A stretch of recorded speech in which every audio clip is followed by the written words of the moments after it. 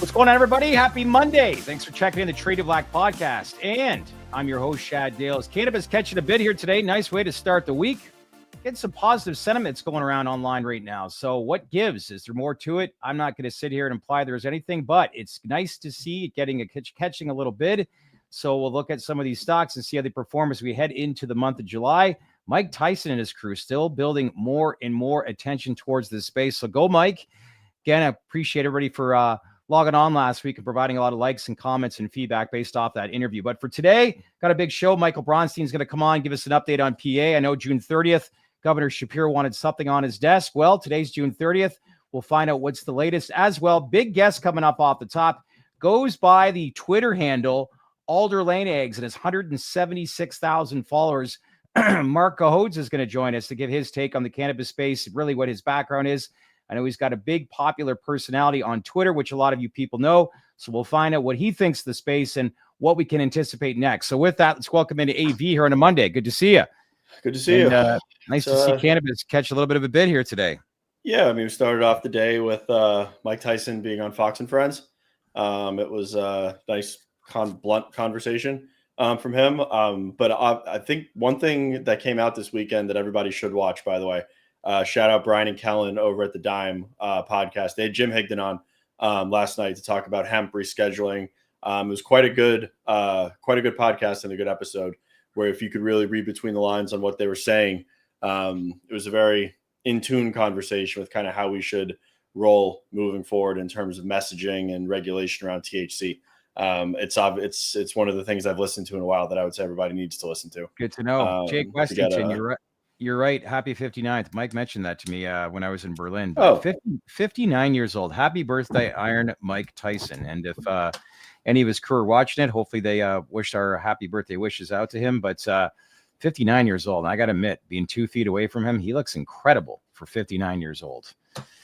But listen, nice day. You know, we're now embarking on July as first half of 2025 is pretty much in the books and a lot of roller coaster rides. But let's hope the back end of 2025 starts to get him attention with the Trump administration and this cannabis space. But we're well past the 100-day mark.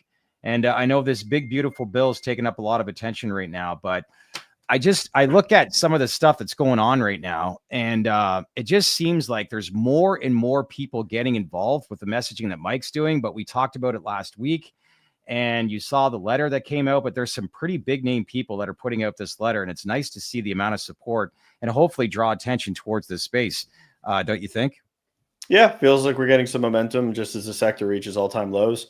Some of the stocks are coming off them today, but I think there's nothing is random. I think a lot of stuff is by design. There's a lot of tea leaves that people could be reading right now. There's a lot of political posturing and messaging that's out there. I think everybody needs to kind of just read and keep their eyes open and just listen to really what's going on around them. Yeah. Scott, you're right. Dougie Cass was now pumping again, if you want to call that, but it looks like he's back on the cannabis bandwagon with some of his tweets that he put out. But speaking of tweets and Twitter, let's bring in our first guest. Marc Cohodes goes by the handle Alder Lane Eggs and his 176,000 followers. A lot of great takes, a lot of opinions for sure with a lot of your tweets, but most importantly, good to meet you, my friend, and welcome to the podcast for the first time.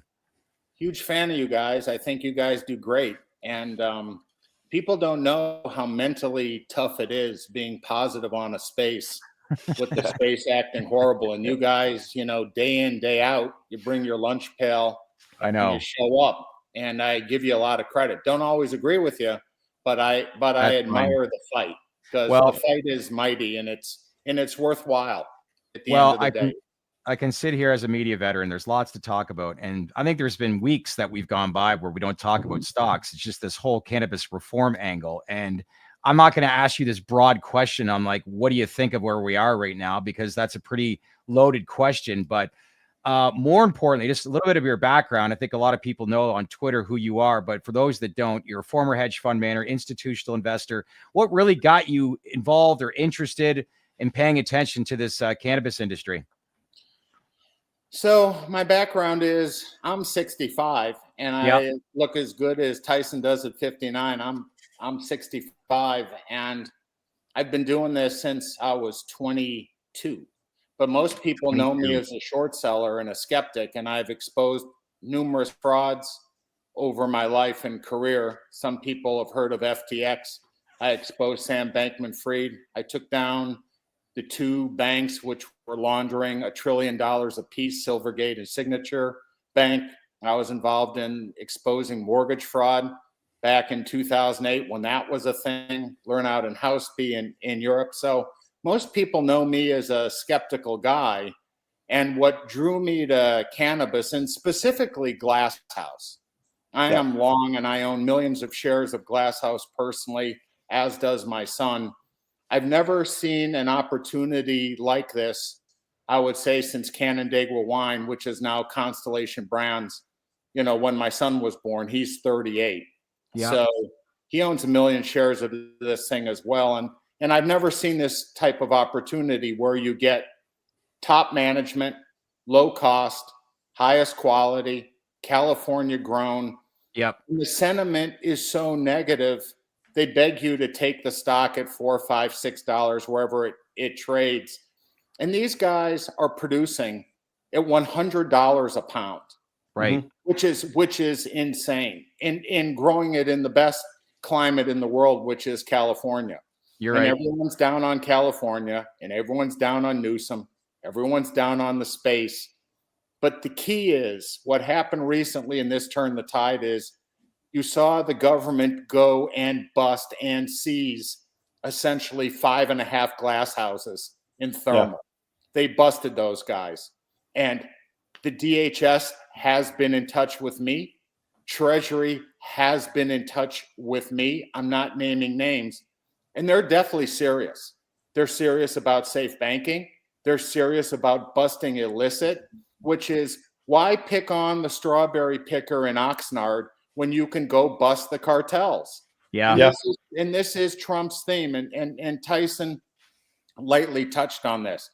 Everyone in the United States of America is all for breaking up crime, all for breaking up illicit, all for breaking up the CCP. And Trump is at war with Canada and our trade partner up there because they let this bullshit come in this country. Yeah, they did. Why is it? Why is it, for whoever's listening? Why is it the United States and the New York Stock Exchange and the NASDAQ allow these Canadian cannabis companies to list here, but U.S. companies have to list in Canada? So stop the bullshit already, everybody. Yeah. Stop it. Let the legitimate U.S. companies trade on American stock exchanges and push the Canadian companies back where they belong in Canada. Plus, no one likes smoking Canadian weed. The shit is horrible. So yeah. We got a good one here today, Anthony. we need to get back to basics, and we need people to think. And I can't stand that gaslighting MFer Kevin Sabbath. I don't want to hear about kids or the youth or studies with kids in cannabis. Kids and the youth should not be playing around with it. It's a 21 and older product. That's what it is. Just like casino gambling, just like Jack Daniels. Where are the studies of kids and the youth drinking a fifth of Jack Daniels a day? There are none. There are none because the liquor companies wouldn't put up with the bullshit. And I'm tired of putting up with the bullshit and listening to it. So everyone who wants to gaslight and be negative on cannabis and hemp, and oh, by the way, it's the same damn plant, everybody. It's the same thing. So my solution, if I was king, is there should be regulation and make it strict. Tax it, guardrail it, do whatever. No one under 21 is allowed to buy it from anybody. If you're caught selling it to someone under 21, 3 years in prison, mandatory. It will stop the bullshit immediately. That's number one. Number two, hemp and cannabis is the same plan. If hemp is legal under the Farm Bill, as should cannabis. If you don't like it smoking outside, put up rules. No smoking within 200 feet of the building. If you don't like it and don't want to sell it like Idaho, make it illegal in Idaho. California, you can't use DraftKings. But federally, gambling, sports gambling is legal. It used to be players were banned for sports gambling. Now it's no big deal. LeBron does DraftKings commercials during the season. Yeah. So let's get our heads wrapped around 2025. It's a $70 billion industry. You need safe banking. People who work in the industry, at least 500,000, need to be banked. The companies need to be banked. And the strong will thrive and the weak will go out of business, which is the American way. But this bullshit about kids, studies affecting kids, I don't want to hear it. It's stupid. Yeah. It doesn't matter. And really, Trump calls the shots here. And I give Tyson and people who signed that letter a lot of credit. Yeah. But this would be the best thing ever for the Republican Party. This would not be your grandfather's or your parents' Republican Party. This would take an issue from the Democrats. It would put them in the grave forever. And again, if you don't like it, tax it. Tax it like you tax booze. Tax it like you tax gambling. Tax it like you tax cigarettes. Because if you think about it, cannabis and hemp are the last all-American product. It's illegal to bring it in from anywhere else. It's grown in America. It's sold in America. It could be regulated in America. And hell, we should be exporting it to Europe and other places across the world and take it away from those stupid Canadians who produce an inferior product, who dump it. Let's not go that far. Like, honestly, there's good bud in Canada for sure. In BC, 100% there is. But BC, okay, BC is a Chinese satellite. BC is run by the CCP. Every farm in BC, and I know this because I speak to Canadian intelligence. It's not. You're not going to sit here and tell me Pure Sun Farms, Village Farms is basically operated by. They may be a slight exception, but you and I will get into this offline. And I'm even willing to bet a pound of glasshouse flour against the Village Farm stuff. But in terms, you had mentioned DHS and Homeland Security, and what happened in thermal. We've seen raids in Texas as it relates to illegal hemp operations. We've now started to see a crackdown in California. I'm sure we're going to start to see crackdowns in, let's say, Missouri, Oklahoma, and Maine, where it's been alleged that there is CCP activity and there's illegal cartel activity.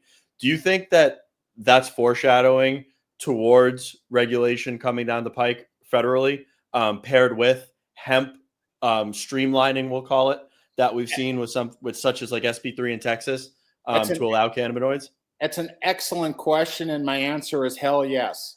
I think before something gets legalized, you have to take illicit off the market.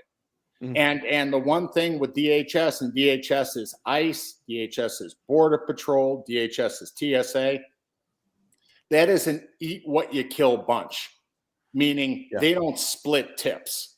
So if money is confiscated in California, whoever confiscates that, if Border Patrol confiscates it, it's Border Patrol's money.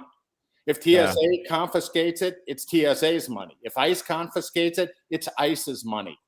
But a political popular thing, and why one of the reasons Trump got elected was border security. Right. When you crack down on legal hemp or cannabis, you give a foothold and a thumbs up to illicit, to the cartel. Bingo. That is the one thing these politicians in Texas didn't grasp. They kept saying, well, the kids are getting this, and the labeling. Yeah, label it. Yes, test it rigorously. But you also have to ID people. You can't let kids get it.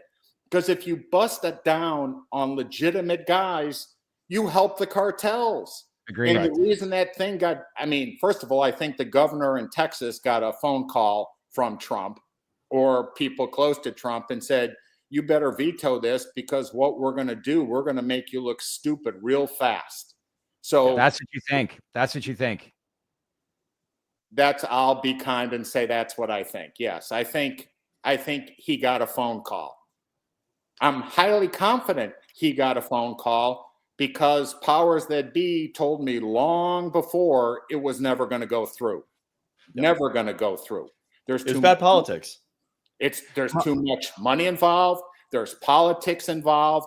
And look, these Republican states, there's an op-ed in a North Carolina paper today saying, let's just get in 2025 and let's start thinking clearly, people. This is here to stay. Prohibition just doesn't work. You can't keep the beach ball underwater for this length of time. You just can't. So I know. You're right. And if you don't like it, don't use it. And if you don't like it, lobby that you can't smoke it near a building. But by all means, everybody on both sides of this issue, do not let anyone under 21 buy this product from any point. Stop. That's something we've talked about and said. I think there's a lot of things that we agree with here with what you've said. What do you think's changed here? Do you think something is going to change under this Trump administration?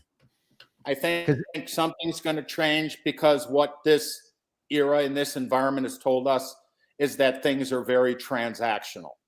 And transactional means tax.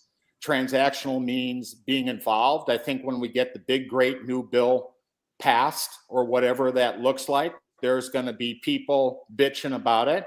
And Trump is simply going to come with something very popular, which is in his back pocket where he can get the Republicans' votes. He's going to say, let's make this a state's issue and federally it's legal. I want to put a 5% excise tax on all hemp, on all cannabis, on all drinks. I want it thoroughly tested. I want the money used from the excise tax to go to ICE to break and bust these cartels, the CCP and the Mexican guys. And I want the Republican Party and people to get their heads around 2025 rather than your parents or grandparents' 1972 Republican Party. I think that's what we want to do. And all polling, no matter who you poll, it's hugely popular. Yeah. And this whole concept about Schedule 1, Schedule 3, it's all bullshit. It should be descheduled flat out. Cannabis is a How realistic is that, Mark? Because we talk about rescheduling all the time. How realistic is it? I think it's very realistic, and I'll tell you why. I used to ride horses. I was never thrown from a horse, but a horse ran into me, and it cracked my left arm in half, and it shattered my shoulder. So this was 3 years ago. So I have 9 pins and 2 plates in my left arm and shoulder to keep it all together, and it's healed. And it hurts. It hurts a little bit. But Glass House, again, a stock I own, so I'm not pretending I don't, makes a salve, and I use the salve on my arm, and all the pain goes away. And the doctors prescribed all sorts of oxy and shit like that after the surgery to put my arm back together. And I didn't take one pill because I don't want to get addicted to that bullshit. And cannabis and cannabis related brought me through. And it's a huge natural painkiller therapeutic that works. My ex-wife's husband, a guy named Dennis, he sadly has Parkinson's disease. And he was a mess. He couldn't eat. He lost all sorts of weight, couldn't tolerate his medicine, couldn't sleep, had the shakes. I supplied him with Glass House's 10-10-10 gummies, and he's good as new. Now, he's not healed. It hasn't cured him, but it enables him to lead a great life, life. And that's just buying gummies. Okay, so this stuff works. It relieves you of pain, and it solves a lot of problems. And the only people who have something against it are the people who are selling opioids. That Kevin Sabat's crew, whoever funds that clown, are pushing poisons on people. It's true. So again, if you don't like it, by all means, don't partake. But if it helps you and it can help a lot of people and it's relatively inexpensive and you test it and it's safe, it's going to change the way people go about doing things. I mean, I bring up the rescheduling and descheduling aspect because rescheduling, obviously, that's something the Trump administration can get done. Descheduling, that's decided by Congress. So it's like, I have you had conversations with people in Washington? It's like we have ongoing conversations. It still seems like there's a lot of things up in the air and that could be delayed. But you make up some valid points. It's like breaking it down as to how this could actually charge a 5% excise tax and then fund that towards ICE afterwards. These are all compelling storylines and angles that actually do make sense in a lot of ways. But is that just an opinion, or do you have something that can back that up? Both. So someone who used to work for me, I'm sort of like his father, is a high up person at the DEA. Okay. And the DEA does not want to bring cannabis cases. No U.S. attorney worth a shit in the United States of America right now is bringing a cannabis case. They have much bigger problems to bring, including fentanyl issues and the crap coming in from Canada over the northern border, i.e. Maine, and the southern border. They don't want to bring a case on someone toying around with cannabis. So the fact that the DEA still wants to sing out of the President Nixon playbook is a joke. Now, the Republicans want it. The Democrats want it. People like Elizabeth Warren want it. The senator of North Carolina wants it. Clearly Abbott wants it. Clearly Newsom wants it. Everyone wants it. So why can't, in 2025, thinking people just say, hey, right? If we are strong in keeping it out of the hands of the under 21 crowd, which is allegedly where all these so-called studies exist from, if we're strong on that, right, and make prison mandatory if you're caught selling this shit to a minor, mandatory, right, and tax it and put up guardrails. States can put up guardrails. If Idaho doesn't want to sell it, no go, right? No problem. But Trump is a states' rights guy. The government's going to be looking to raise revenue. Cannabis is the second largest tax generator in the state of California. And that's with the industry on its ass. So we simply say cannabis is hemp, hemp is cannabis, it's farm bill legal. We're going to go real strong against anyone under 21 getting this. We're going to not let the Canadian companies trade here. We're going to let the U.S. companies trade here. We're going to have safe banking so the people employed in this industry can bank, can get a mortgage, can be financed, and we're just going to roll with it. And prohibition doesn't work. It's never worked. It never works. It doesn't work. So Gretchen makes a good point here. States 2.0 Act would do what Mark is suggesting. She's right, with a lot of stuff that you've outlined. So, but I'm not a political guy. I am a free speaker. People love me, people hate me, which means I'm at the top of my game. No one's on the middle on me, which is good. But I just encourage everyone to think it through. Besides the stocks acting like shit, and besides the MSOS being down 97%, who cares? Stocks don't have a memory of where they've been. They only care about where they're going. Good point. And I got involved in this about a year ago, and the sentiment here couldn't be worse. But I think things are changing. And for the people who are paying attention, and again, I give you guys a lot of credit, right? A lot of credit. Because through thick and thin, you're still standing there. And when I talk to the Glasshouse management, I say, I'm so bullish on you guys, I can't stand it because they've thrown everything they humanly can after you. You operate in a very tough state. You operate in a horrifically bad environment. But X that, you guys are knocking the cover off the ball. Yeah. And that's all as an investor I can ask for. They make no excuses. It is what it is.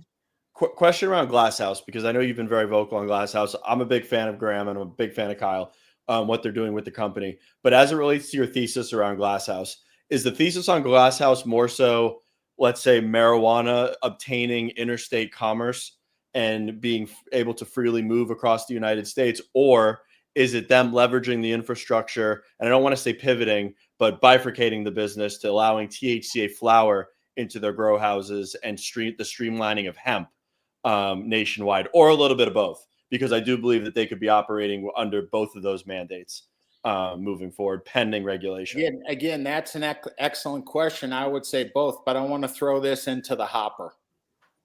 So they announced a deal with the University of California at Berkeley. Yes. No one else has this deal. And I helped them with this deal. And the trick behind it, and I think where everyone should sort of think about this thing maybe differently, is Berkeley has the patents, rights, whatever, to many, many, many strains of hemp. And a lot of them are medicinal. Okay. And the reason why Glass House is such a great partner is they can strictly grow to specs. And a lot of medical projects were put on hold because others just can't grow to the specs of the plant and what they claim it is. And medical hemp will go for 5 times the price of recreational hemp. So I think they are literally going to change the way things are done. And I can't think of one agricultural product that grows well in a warehouse, or someone says, warehouse grown. So I think this industry is going to change. It's all going to change for the better. And I think Glass House is just simply going to lead the way. I think they're going to end up selling it to various MSOs across the country because no one's going to be able to compete. And if you have the best quality product at the best price, growing at $100 a pound, I think hemp, they can grow at 80 a pound. I think it's going to be quite the story. Plus, these guys at their annual meeting, they put through restricted stock units for themselves, struck at $60. I mean, the stock is frickin' $6. So Mark, let me ask you this. If they, descheduled cannabis, how would the two, because you say it's both for the same plant, how would the two industries, I guess, work in conjunction with each other? Because medical hemp, you can ship it across the country. There's no challenges of interstate commerce. It's a 5Xer compared to recreational hemp. You can see the upside potential that Glass House has based on the current framework that is involved with the cannabis space. But in the event, let's say you have descheduling with cannabis, how do the two work with each other and how do they really grow as a whole? Because you'll have a lot of the same overlapping, I would think, to a certain degree, if they're AKA the same plant. Well, the great thing is going to be, and I love living in this part of history, the wonderful thing is going to be is the merger of hemp and cannabis, the end of illicit. I mean, when we had prohibition, that was the end of the mob and booze. When DraftKings and online gambling became legal, that was the end of mob and online and mobs. It was book running things. Online gaming put that out of business. So the industry, DHS estimates, 2 different people at DHS told me, they estimate that illicit cannabis is 15 times the size of the legal market. 15 times. Yeah. So this is, the one Boston Thermal is 5 glass houses, right? They seized 5 glass houses in terms of acreage, right? Glass House is the largest legal cultivator in the world. So when DHS seized 5 glass houses of illicit operations, the 15 times number is real. So the legal hemp cannabis market is huge. Yeah. And states will get that tax revenue. The government will get that tax revenue. Companies will be able to fund themselves at a legitimate cost of capital, not 12 to 25%. You don't think booze wants in this business? I know liquor wants in this business, right? But everyone's sitting around waiting. You don't think the energy drink guys want in this business? You don't think Red Bull wants in? You don't think Monster wants in? So either of those companies, any of those companies, can come in and start investing in the industry.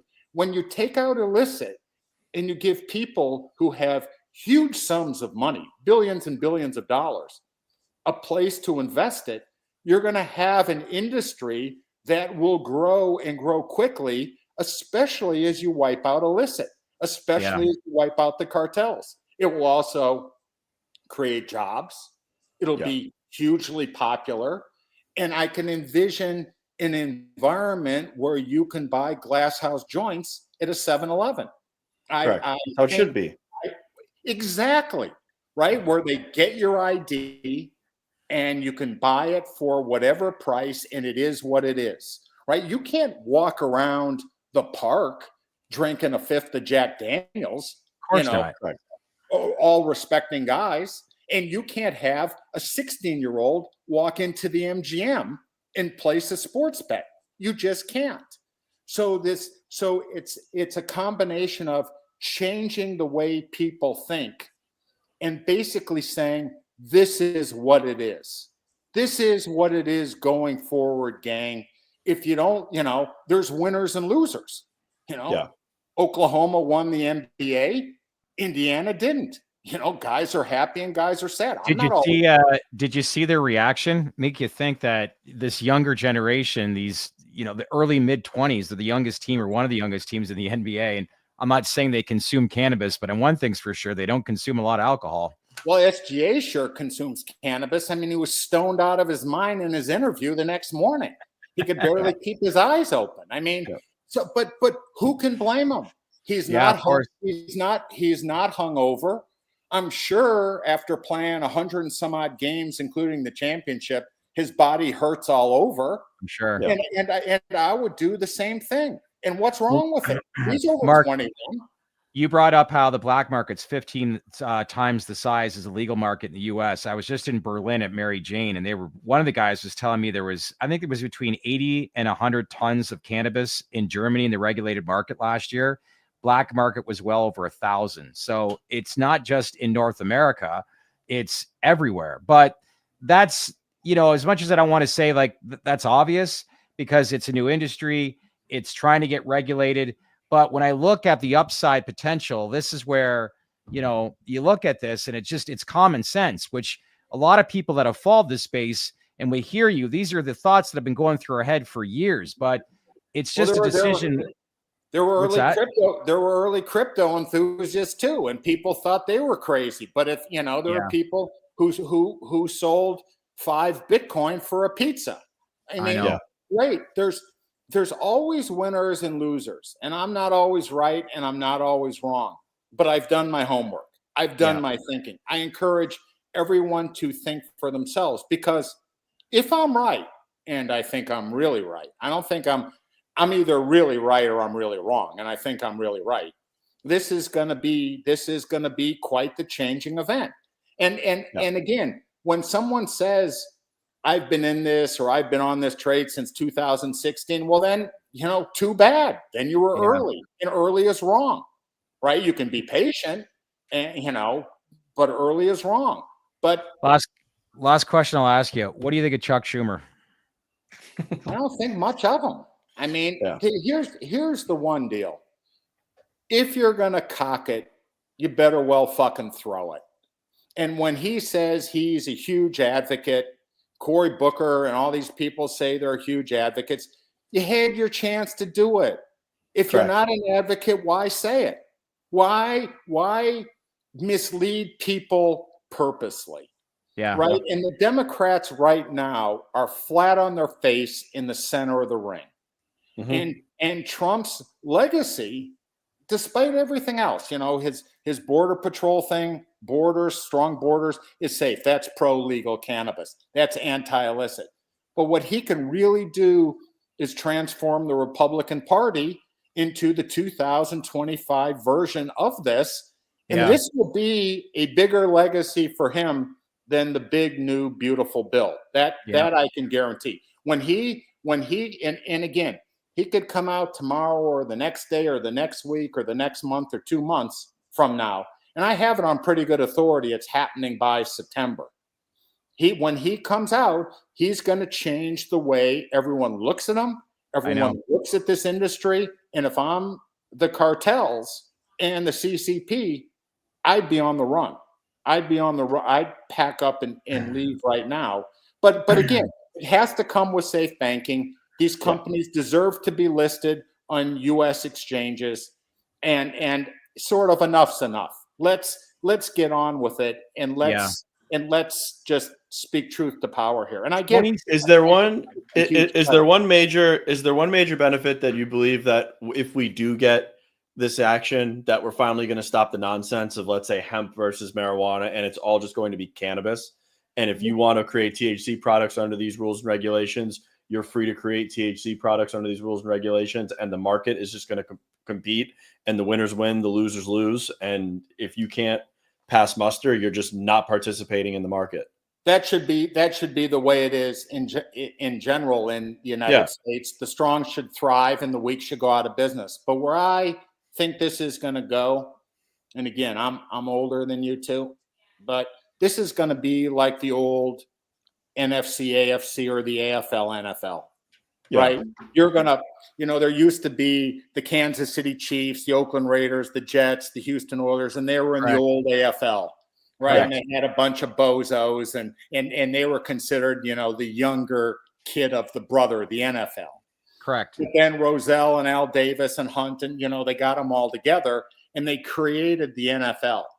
You can call it hemp. You can call it cannabis. You can call it marijuana. You can call it whatever you want, but it's the same fucking plant. Correct. Yeah. So let's, it's farm bill legal. I know the story with McConnell. DHS told me the story about hemp and pulling bad things out of the ground. I mean, I get all that. But going forward, it's one plant. It should be under one set of rules, one set of guidelines. I'm down on synthetic. I don't think there's a place for it. I'm down on anyone under 21 being sold this stuff. I'm for labeling. I'm for strict testing. I'm for states' rights. And I'm for tax it however you want. Tax it however you want. If you want high taxes, but use the money for constructive things. Use 100%. The money to crack down on illicit. Use the money, just like gambling. And it's just time. It's just time for everyone to stop. I agree. You had Sarah Huckabee Sanders in Arkansas using the tax revenue generated to subsidize school lunches for kids statewide. That's where it should be going in education programs, youth initiatives, community building initiatives, and then you could even go as far as say infrastructure. But I'll tell you, this glass house cream that they make, this whatever's in there, Icy Hot, and whoever sells Icy Hot or Bengay or that other bullshit, that stuff's for real. And what I'll leave people with is when your husband or boyfriend or girlfriend, whoever, you say, go pick up some CBD or THC cream or whatever, no one knows what they're getting. They don't know if it's natural. They don't know if it's old. They don't know it's from trim. They don't know what the compound is. But this stuff here that Glass House makes, and I've tried it and I use it, it is killer. I mean, it is killer. And the NFL can use it. The NBA can use it. Players can use it. They can use it on their knees, their shoulders, their arms. I mean, everyone who's active has aches and pains. Oh yeah. And again, here we are. So it'll be great to come back one day and see how my statements have held up. Before I let you go, last question. Based on your contacts, do you see reform concurrent or sequential, rescheduling and legislation at the same time, or does one happen before the other? If sequential, what comes first? Well, that's a good question. If people at the Treasury were king, we'd have safe banking yesterday. So I think Treasury is going to push safe banking. That's the dirty little secret. You need safe banking to crack back on money laundering and illicit. And if you don't pass the test by design, you're a criminal and your assets should be seized. So safe banking really is a national security thing. It happens to fit on top of cannabis, which is a plus for cannabis, but you need safe banking to stop the cartels, CCP, and people like that. So I think safe banking is an easy fix.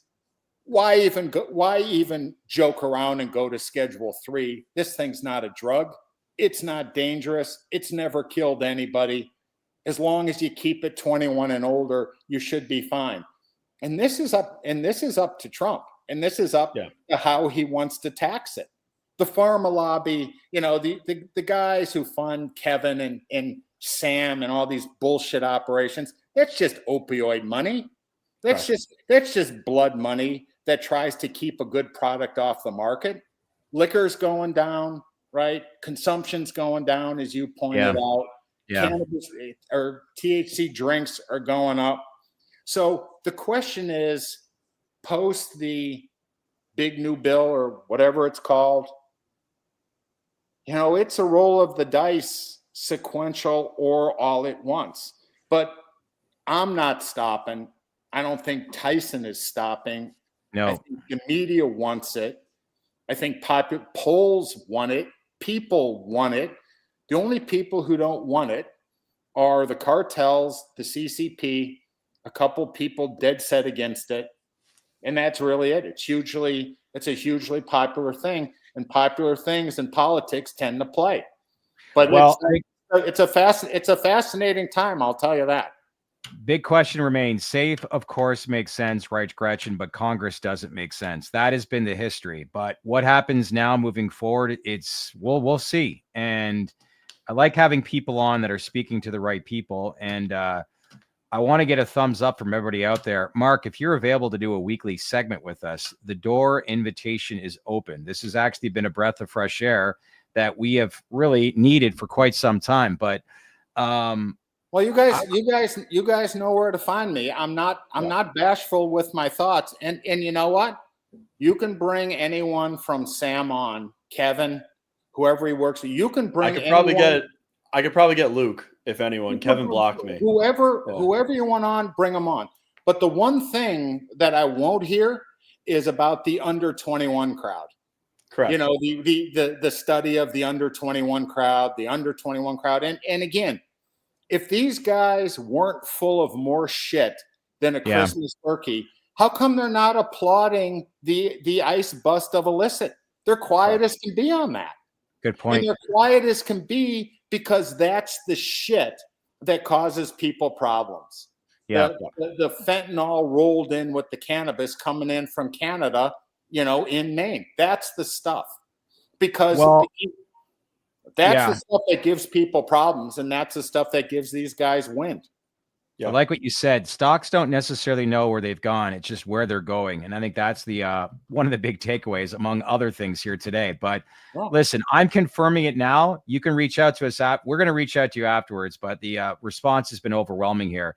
Great. If you've got time every week, we'd love to have you on and do a weekly segment with you. I think it would be great. But this is great. I'm all over the map. I'm not in the fund business. I'm really working on making this happen. And look, if I can get after FTX and the guys in prison, I can get after Silvergate, I can get after Signature, I can get after the bad guys I've gotten after in my life. This is a challenge that I think I can handle, and I will get it done.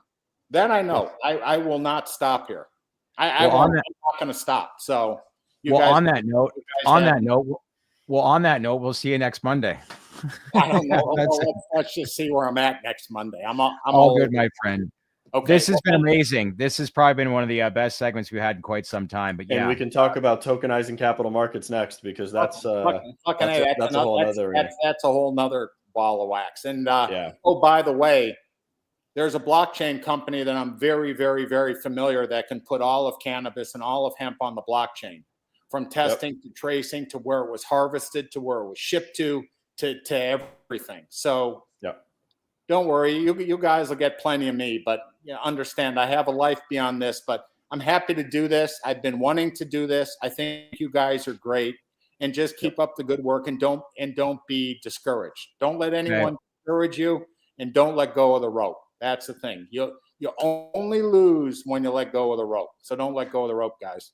Well, I think this has been a 44-minute conversation. I think I've pretty much come up with my 5-year business plan idea now based off this conversation. I got a lot of great ideas I'm thinking after this conversation, but this is amazing. Appreciate the support, and let's keep in touch. We'll reach out to you soon again and see what your availability is like. And let's see if we can have you on next and what works within your schedule. In the meantime, enjoy the rest of your day. On behalf of Anthony and I and the entire community here, appreciate you coming on. Okay, Mark? Thanks for having me, guys. It was great. Thanks, Mark. Appreciate it. All right. Wow. That was everything we needed to hear, wasn't it? Yeah. spot on with everything. And it was just, man, he had a lot of great takes. But 5 times the worth of medical hemp versus recreational, that's another thing that grabbed my attention, which is why he's long on Glasshouse.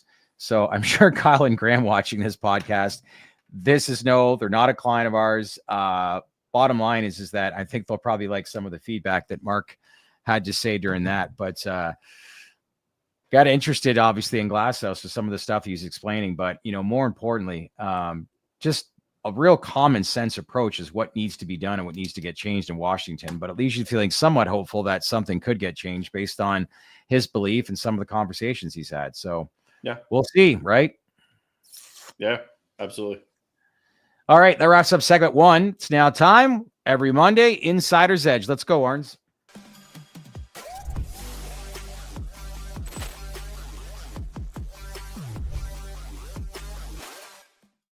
Here on a Monday, Trade to Black. I'm your host, Shad Dales. Anthony Varrell. What a great show. Just had Marc Cohodes on to talk about the cannabis landscape. If you're just joining us now, make sure to check that out in the full entirety of the video after this live stream is completed. But now it's time to find out some news on the state's level and see if we got some interesting news forming here because it's June 30th.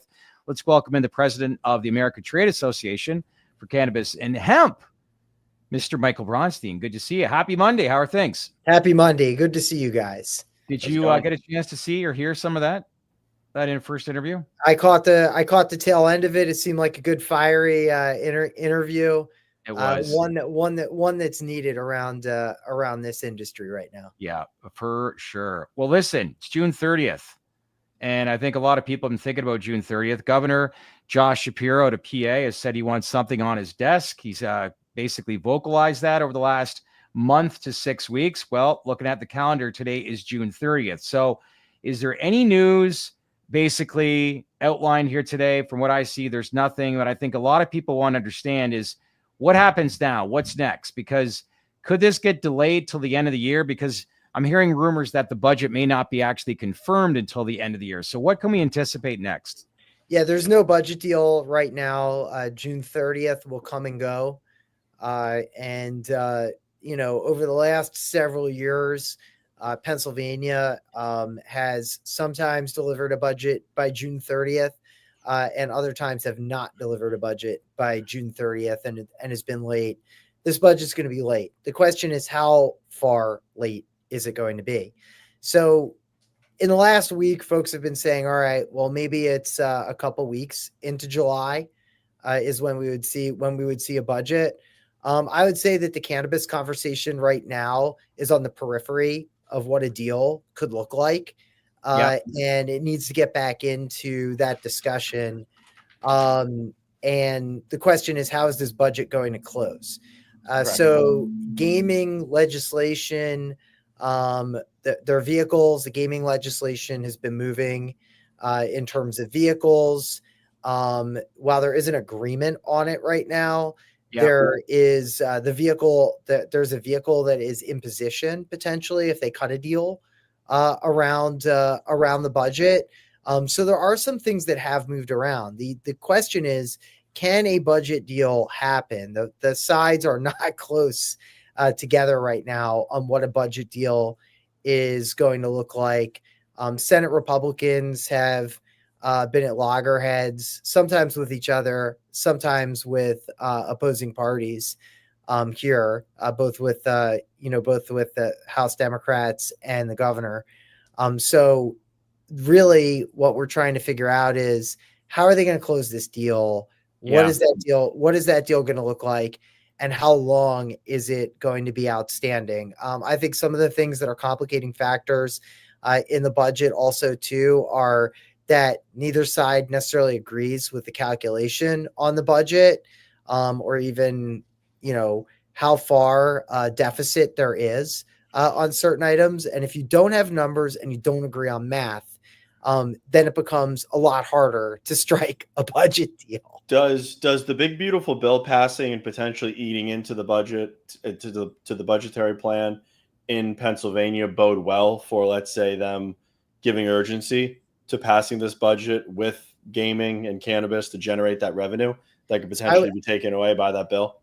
Yeah, I would say specifically with that bill, all eyes are in Washington as to what happens, because it could cut a substantial amount of funding from Pennsylvania. The governor has certainly made noise about that.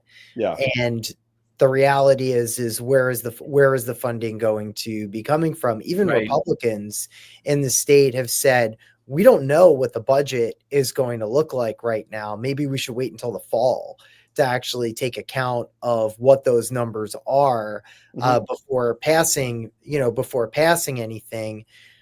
The governor has wide latitude when it comes to after a budget is passed. There's a lot of executive discretion. I don't mean in the case of legalization, but I mean in the case of how funds are allocated, when they're released, when they spend. Yeah. So if I were the Republicans, I would try, if I thought there were substantial cuts coming down the way, I would try to cut and run as quickly as possible to get out of the way of that. But we don't see that happening right now at the state level. Republicans have said, okay, well, certainly by mid July, maybe we'll have a deal.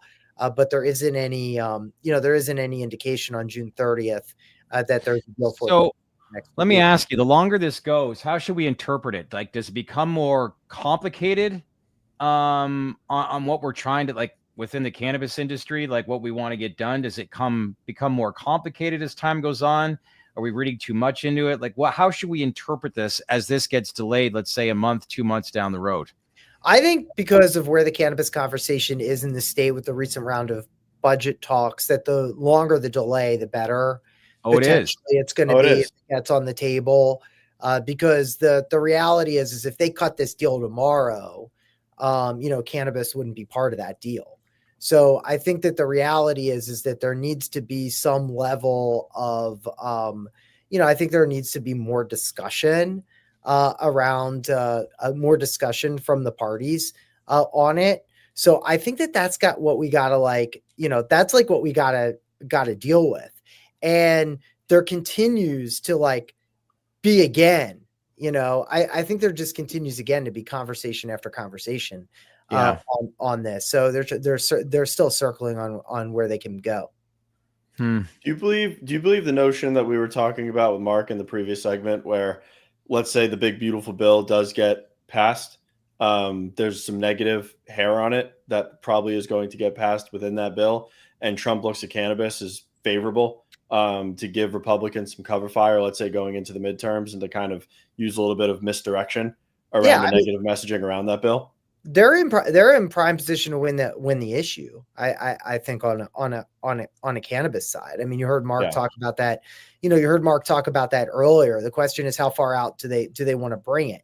Okay. Correct. And you could get, Trump could definitely bring it. I mean, you see a rescheduling, right? You see any action on the federal level, and that issue, we're sort of just waiting. I mean, the reality is Republicans do sin regulation really well. They say, hey, we're not for this. We're not for this. We're not for this. Right. And then they're the ones that wind up doing it, better, arguably, with how they see that regulation.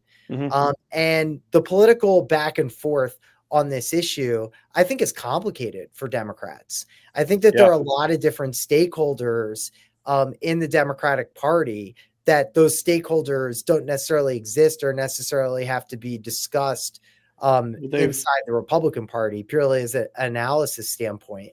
I mean, the Democrats have failed us in terms of policy and action. Granted, we can go back to the same party that's going to say that Biden started the rescheduling process, but if there is some sort of action for Trump to where, and this is all hypothetical, I don't believe this is going to happen, but if Donald Trump, let's say, puts an EO together that says debanking, rescheduling, and uplisting, and signs that executive order, it goes to Bondi, with one signature, Bondi reschedules cannabis to 3. That proves the hypothesis that Biden could have done something going into November of 2024 when he was still the candidate, And he could have rescheduled cannabis very easily on the back of that HHS report and just failed us with complete inaction. Or am I not seeing it the right way? Well, they took that as action. I mean, you listen to Biden to the extent that folks were listening to Biden at the end of the election. And really what you heard was like, hey, I did, like, he was already telling people that they had done the action. Correct. Right? And they initiated the action, but they didn't finish the action. Correct. Okay. And so who's going to get credit if they finish the action? Trump will get credit if he finishes the action. And I think that his administration is in position to finish the action. I do too. And what does it hurt? Like, the reality is what we've seen in the Republican base is that it's pliable enough to where if you have the leader in Trump being for it, everybody else is going to follow along. Correct. All right. So if he comes out and says, you know what, this is okay, that's going to change poll numbers too. That's going to change public opinion. All right. And that's just going to change the course of where those things are. Right. And quite frankly, he has a different ability to do it. All right. Than what even other Republican presidents might be able to do. Certainly what Joe Biden, was able to do. And so I think that they'll be looking around for those types of issues. But in the thing that he can do, and we've looked at a lot of these executive orders, like what is within the realm of possibility of what he can do. And I think rescheduling is certainly within the realm of possibility to be able to push that. And probably the thing that is the easiest low-hanging fruit on the table here where he can go. Everything else gets more complicated. I think safe banking is more complicated. Very much so. Politically. Yeah. I think everything else, descheduling, that becomes more complicated. Passing national legalization, that becomes more complicated. Like everything else you talk about is more complicated. That is easy to explain. What is it attracts Trump to the crypto industry that you could see the same synergies when it comes, it's money, right? It's money. But, that's it. But does that come to, but when we tie in cannabis, is that at the same play? Because image and public opinion is everything for this guy. So, and go ahead. I would be willing to bet that within the MAGA base, medical marijuana polls more popular than crypto, because a lot of people in middle America and within the MAGA base look at crypto as a scam. They think of crypto as snake oil. They don't look at crypto as the future of finance or the world computer or an asset with value. They don't. With medical marijuana, they can at least look at something that's tangible. And I would be willing to bet my bottom dollar the popularity exceeds, with medical marijuana, the popularity exceeds crypto. Trump knows that. With crypto, though, it's like I've been saying, its economic incentives are aligned. He's got the World Liberty Fi. He's got Bitcoin that he was buying a ton of when he was dormant from 2020 to 2024. He's got Trump coin. Eric is all over crypto. He's making billions on the sidelines off of crypto. That's a pure economic play. So is there an economic play for him Well, I don't want to get into this conversation because, what's going on as far as, Trump coin and all that stuff. Yeah, he has Kushner use some venture capital or private equity, and he goes and buys a keystone cannabis asset, and then he legalizes the damn thing. That's what he could do. Yeah. Or he goes and just buys a ton of stocks. I mean, there's ways for him to be economically incentivized. The industry as a whole is at rock bottom right now. Yeah. There's nothing more popular than medical marijuana. You could poll people and be like, do you like vanilla ice cream? And it polls lower because there are more people that like chocolate ice cream versus vanilla, right? Well, medical marijuana is like the highest polling thing basically that's out there. Well, I know back in 2016 when Justin Trudeau got nominated Prime Minister of Canada, the number one reason why he got in is because he legalized cannabis. That was part of his campaign, and he actually ended up legalizing it. And it was almost like a new page, a new era of politics that was getting a lot of younger audience in play. And that's why I'm thinking here and saying outside of the economic angle, there is a young audience that basically Trump is catering to, I think, as well. And this obviously, aligns with the cannabis space. But, it'll be like you said, I think he finishes everything that the Biden administration, the Democrats started, Michael. I really do. It's such a no-brainer to do it too. It's like, oh wait, it's left on the table, right? It's a popular policy that I can pull in. Oh, and by the way, I don't have to do too much work on it. Yeah. No-brainer. Like it's an absolute no-brainer. And then all you have to do is turn around, and this is his MO, rail on the previous administration. It's almost like T-ball, right? Yeah. On that issue. And I wish that Biden would have gotten it done, right? I wish that it wouldn't have just started, okay, and it didn't finish. But the world that we live in right now is he's got a big softball, sitting on his desk that he can hit. And I think that's the reality. And they're moving themselves to condition themselves to be able to take that swing. Yeah. Okay. That is where I think that's going. And that will fundamentally change the industry and the trajectory of it, right? We're talking about Pennsylvania. If that happens, all right, we talked about Pennsylvania in the beginning, right? We talk about other conservative states. Do you know what kind of cue that would send all the way down into states that were looking for legalization? I know. Right? It would absolutely melt away opposition, even political opposition, even though we all know Schedule 1 to Schedule 3. Okay. We want more. We want deschedule, right? It's politically meaningful to move from one to 3, not just for taxes, not just for medical benefit, right? But for actual political to get stuff done. Agreed. This matters. Yeah. Last week around this time, I was landing from Berlin, and we saw Governor Abbott 8 days ago veto SB3, which everybody knows now. So what I want to know, or at least understand to our audience, or at least convey this to our audience, what's next? We've read reports about what's going to be streamlined. There's hearings that are going to take place.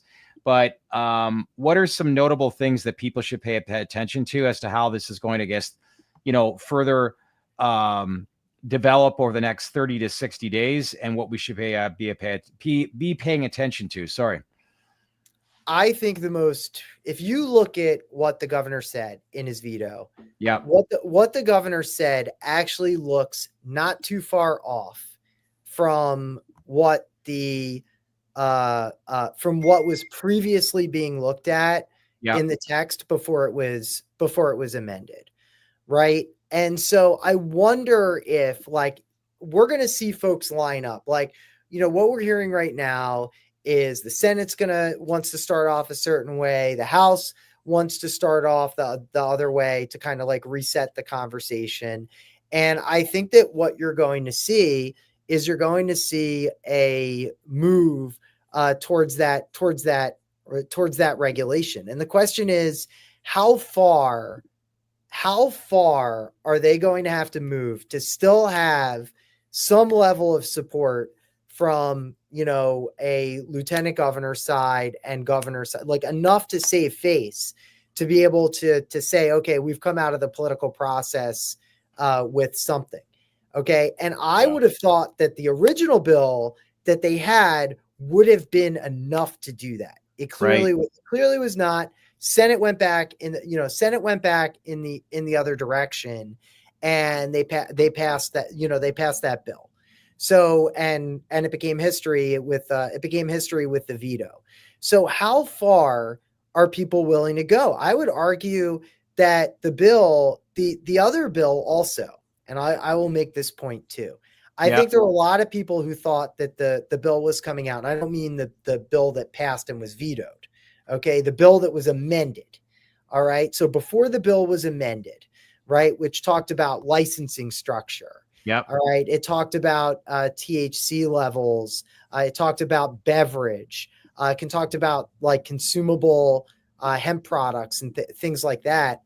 There were folks on the hemp side who fought that as being too stringent, in the same way that the Florida bill was fought for a lot of those same reasons. Okay. Yeah. Can you knock out the discussion around synthetics, right? Can you get to some level of structure in that bill?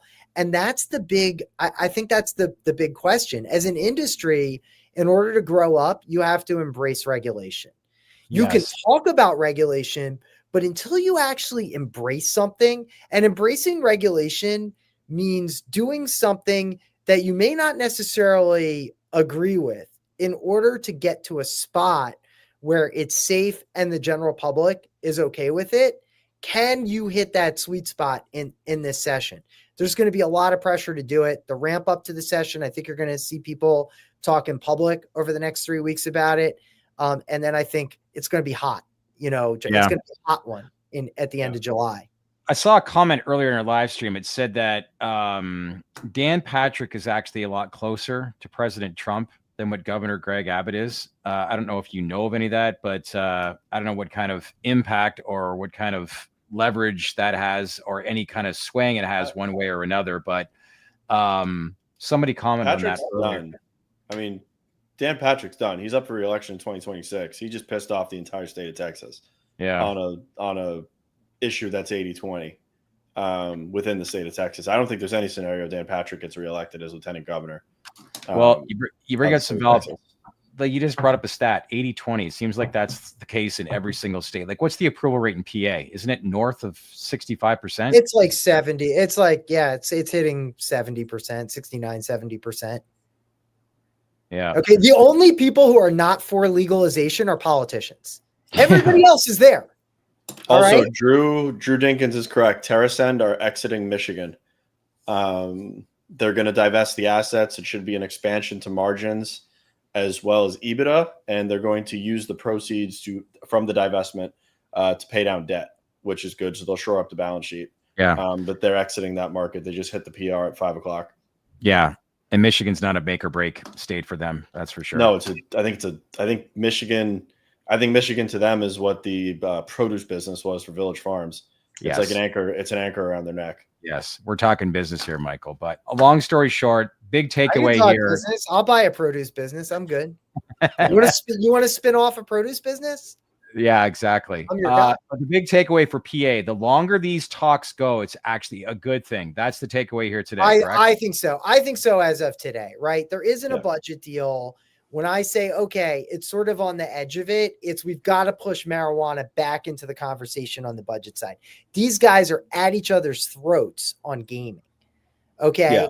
And when I say that we have to bring it around from the periphery, it's that the reality is that they're narrow casting right now on the gaming conversation and transit funding. All right. And it's not enough. It's not enough without marijuana legalization. That's what we're hearing from people in the state. All right. You've said and alluded to, like, are you seeing and hearing that Governor Shapiro is getting very much involved now with a lot of these negotiations? Because this is kind of the standoff before where it's like a give and take mode. But are you seeing or hearing anything that at the end of the day, if he's got cannabis in his budget already written in the numbers, one would think that it's only a matter of time. But again, this is politics. Anything can happen. And whatever seems like common sense, sometimes just a lot of the times never happens that way. But is he getting more and more involved? Have you heard anything? He's been out in public over the last week. I think that his folks have been trying to get it in there. But I think another big push here would be very, very helpful. Would be very, very helpful.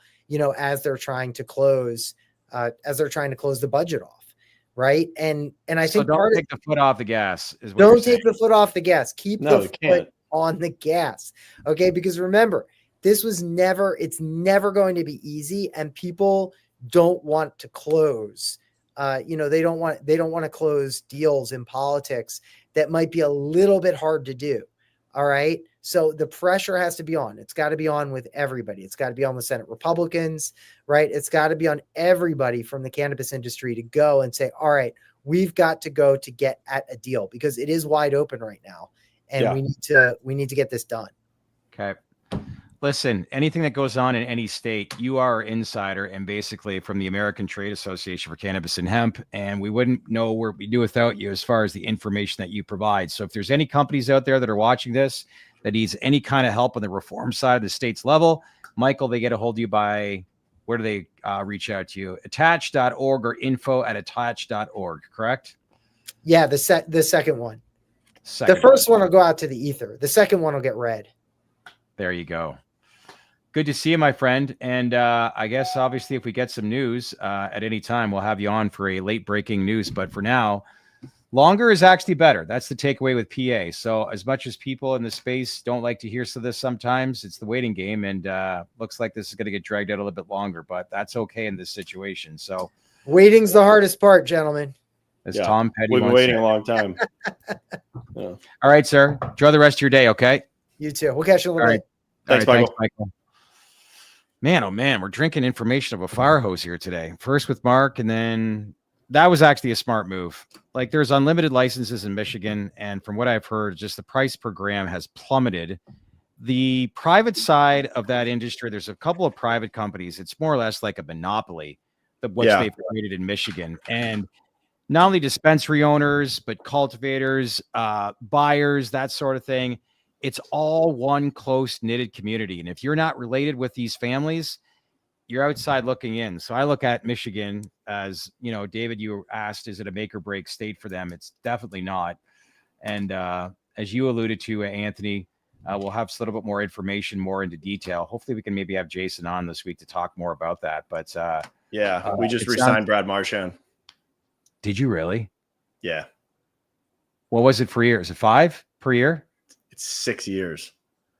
4 point something per year. But we got Marchand and Ekblad back. We're gonna win the Stanley Cup again.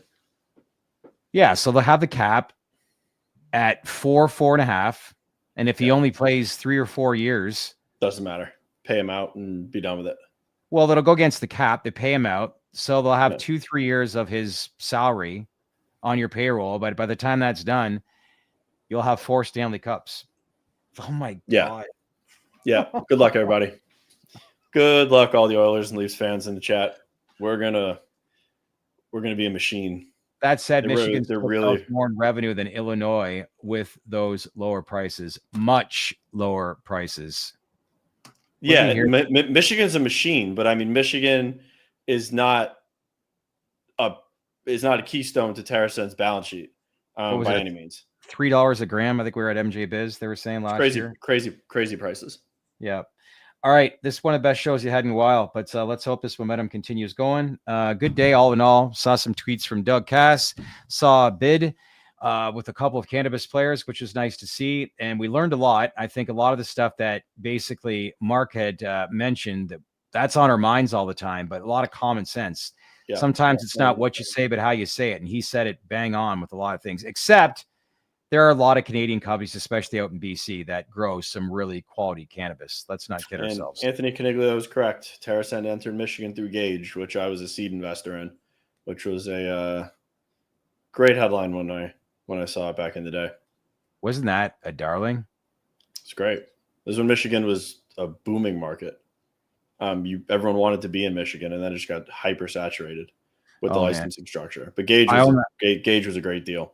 I owned that stock when it got bought out, and I was a little disappointed just because I was thinking, man, I thought this stock was going to rip.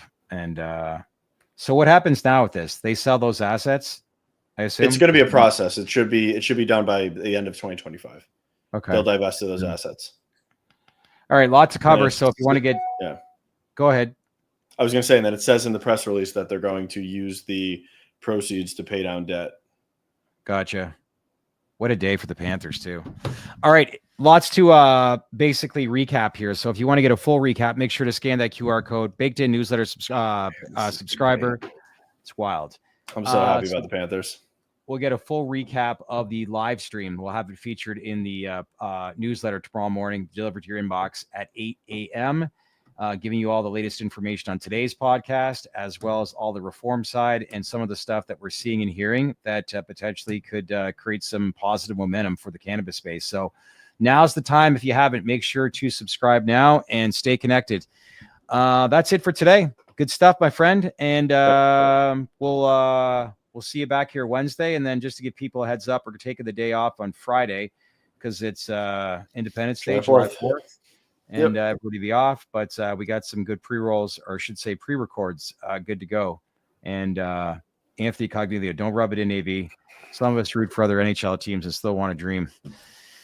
Yeah, go Whalers, right, Squap. Those are the best hockey jerseys. That and the Quebec Nordiques, 2 teams that don't exist anymore. But unpopular opinion, one of the best jerseys in hockey is the Toronto Maple Leafs. Really? The white jerseys. Their white jerseys are sick with the blue logos. Who's the guy, Frank from Barstool? A little bit the heavier set guy. Yeah. He named the Detroit Red Wings as the best logo in all of sports. No, it's not even close. The like wheel with the wing? Yeah, he likes it better. I like it better than the Leafs logo, but I would be willing to say that the vintage Panthers logo is better than the Red Wings logo. The cat, like our original logo, our vintage logo. Dude. Red Wings logo is iconic. Anyways, I've been in your shoes before as a Red Wings fan when we'd get all the players, and every dog has its day. And right now, your dog has its day in the Panthers. Good stuff. Anyway, we're rambling here. Thanks, everyone. Great show. Leave your comments below and let us know. Do you think Marc should be a weekly guest? I think he should. I don't know if it's in a schedule, but let us know your comments. Love to have him on, if not once per week, maybe bi-weekly. So give us a thumbs up if you enjoyed Marc's interview and the feedback that he provide as well. Always great having Michael Bronstein on every single Monday to talk about latest state level stuff. And really, as we said, the longer this goes, better in PA. In the meantime, we'll see you back here Wednesday at 4 o'clock. Enjoy the rest of your afternoon, everyone. 3P. So, what'd you think of all that information? Some interesting stuff that we just learned once again here at the TDR Traded Black podcast. Let's keep the conversation going. So leave your comments below. We'd love to get your feedback. As usual, if you have time, make sure to like, subscribe, and smash on that bell for all notifications. And stay connected with us here at the Trade to Black podcast. Thanks for watching, everyone.